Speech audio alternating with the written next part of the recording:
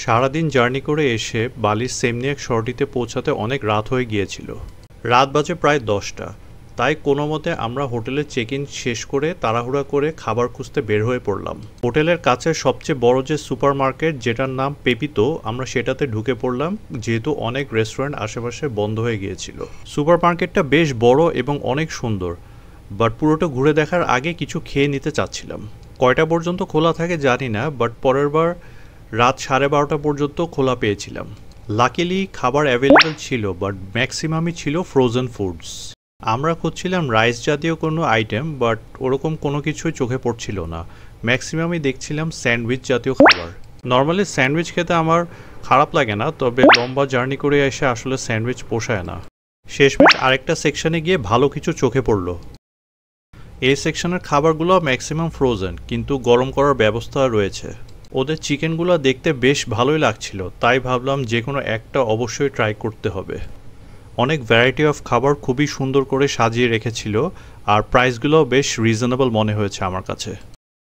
ইন্দোনেশিয়ার কারেন্সি অনেকটা ভিয়েতনামিজ কারেন্সির মতোই, তাই এখানে সব কিছু অনেক দামি মনে হলেও কিন্তু আসলে বাংলাদেশি টাকায় কনভার্ট করলে খুব বেশি একটা পড়ে না। যেহেতু আমরা অনেক ক্ষুধার্ত ছিলাম, আর এদিক থেকে যখন দেখছি যে ওদের চিকেনগুলো এত সুন্দর করে সাজানো ছিল আর এত ভ্যারাইটি অফ চিকেন, তাই ভাবলাম আমাদের মেনুতে যাই অর্ডার দিই না কেন, অ্যাটলিস্ট এখান থেকে একটা চিকেন হলেও অর্ডার দেওয়া উচিত এবং চিকেন থাকাটা মাস্ট। যাই হোক, শেষমেশ কয়েকটা খাবার অর্ডার দিলাম। এর মধ্যে রয়েছিল রোস্টেড পটেটো ওয়েজেস, যেটা ইন্দোনেশিয়ান প্রাইস অনুযায়ী 9000-এর মতো পড়েছে, যেটা বাংলাদেশে কনভার্ট করলে 65 টাকার মতো আসে। আর সাথে নিয়েছিলাম টুনা পাফ আর হানি গ্লেজড বারবিকিউ চিকেন।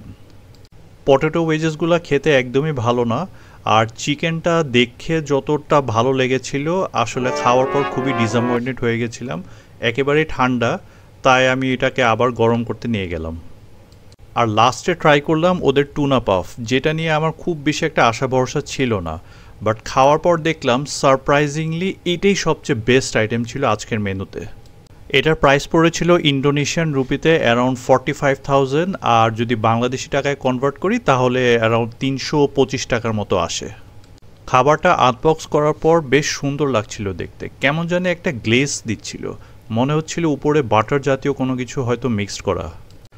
বাংলাদেশে এরকম কোনো একটা পেটিস যদি আমি কোনো রেস্টুরেন্ট থেকে অর্ডার করি, বেশিরভাগ সময় দেখা যায় মাংস অনেক কম থাকে ভেতরে, বাট এখানে এসে দেখলাম ব্যাপারটা আসলে সেরকম না। আমি যদি একটু মাঝখান থেকে খুলে দেখাই, দেখেন এখানে ভিতরে কিন্তু প্রচুর পরিমাণ মিট দেওয়া।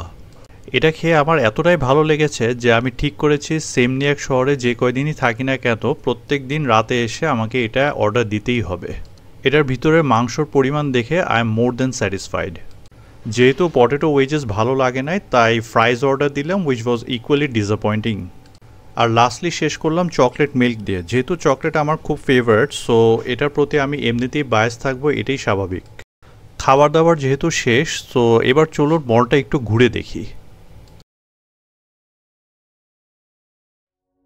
মাঝখানের একটি বড় জায়গা হ্যালোউইন ডেকোরেশন দিয়ে সাজিয়ে রেখেছিল, যেটা দেখতে খুবই সুন্দর লাগছিল। পুরা সুপার মার্কেটটা অনেক নিট অ্যান্ড ক্লিন এবং অনেক স্পেশিয়াস, কোনো কিছুই কনজেস্টেড মনে হচ্ছিল না। ঘোরাঘুরি করতে করতে একটি কর্নার লক্ষ্য করলাম যেখানে আপনার টার্কিশ সুইটস রাখা ছিল। আমাদের দেশে টার্কিশ সুইটসের মধ্যে বাকলাভাটা একটু বেশি ফেমাস, বাট এখানে বাকলাভার পাশাপাশি আরও ভ্যারাইটি অফ টার্কিশ সুইটস দেখতে পেলাম। চকলেট মিল্ক খাওয়ার পর আসলে সুইটসের আর ক্রেভিং হচ্ছিল না, বাট সুইটসগুলো দেখে এত সুন্দর লাগছিল এবং দেখেও মনে হচ্ছিল যে প্রত্যেকটা সুইটস অনেক ফ্রেশ। নিজের ভিডিও এখন দেখার পর আসলে অনেক আফসোস লাগতেছে যে মনে হচ্ছে আসলে দুই একটা ট্রাই করা উচিত ছিল। ভিউয়ার্স, যদি ফিউচারে আপনাদের কারো এই জায়গাটাতে ঘোরার কোনো প্ল্যান থাকে, তাহলে অবশ্যই এই জায়গা থেকে টার্কিশ কোনো দুই একটা সুইটস ট্রাই করবেন এবং টেস্ট কেমন ছিল এটা আমাকে কমেন্টে লিখে জানাবেন। সুইটসের পাশাপাশি টার্কিশ শো পিসগুলোও দেখতে বেশ আকর্ষণীয়, বাট এগুলো আসলে প্লেনে ক্যারি করা একটু রিস্কি, ভেঙে যাওয়ার ভয় থাকে। শুধু যে টার্কিশ সুইটস রাখা ছিল তা না, আমরা ঘুরতে ঘুরতে অন্য একটা সেকশন চলে গেলাম যেখানে আমরা বিভিন্ন রকমের খেজুর দেখতে পেলাম আর অনেক টাইপের মিষ্টিও লক্ষ্য করলাম। এগেইন যেহেতু ট্রাই করা হয় নাই, তাই এখন আফসোস লাগছে।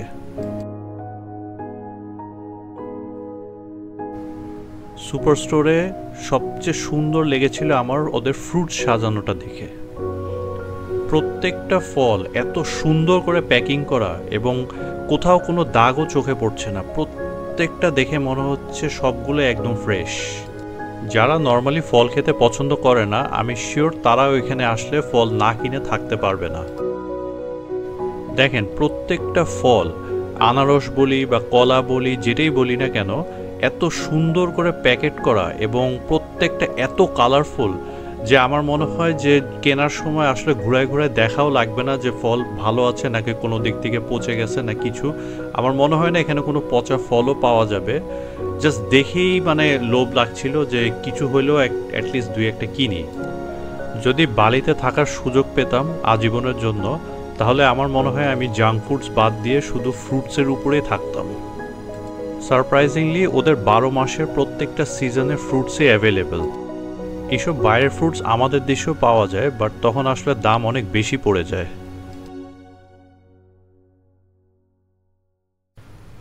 ওদের ফ্রুটস যেমন সুন্দর, ঠিক পাশাপাশি ওদের ভেজিটেবলসগুলো তেমনই সুন্দর। এই যেমন দেখেন এই টমেটোগুলো, এত লাল টকটকে টমেটো মনে হয় আমি এর আগে কখনো দেখি নাই। খোলা টমেটোর পাশাপাশি ওদের প্যাকেট করা টমেটোও রাখা ছিল। প্যাকেজিংগুলো এত সুন্দর করে করা যে মনে হচ্ছে এগুলো আসলে গিফট দেওয়া যায় কাউকে।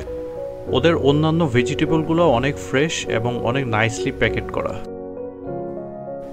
একটা বেগুন হাতে নিয়ে দেখলাম, সত্যি বলতে কি এরকম সুন্দর শেপের বেগুন এর আগে কখনো দেখি নাই। যেহেতু ট্যুরিস্ট হিসাবে আমরা এখানে ঘুরতে এসেছি, তাই সবজি কিনে বাসায় গিয়ে রান্না করে খাওয়ার মতো আসলে সেই সুযোগটা এবার নেই। বালিতে অনেক ডিজিটাল নোম্যাডসরা থাকে, যেহেতু ওদের আসলে কোনো ফিক্সড অফিস নাই, ওরা ল্যাপটপ নিয়ে ওয়ার্ল্ডের যে কোনো জায়গায় বসে কাজ করতে পারে।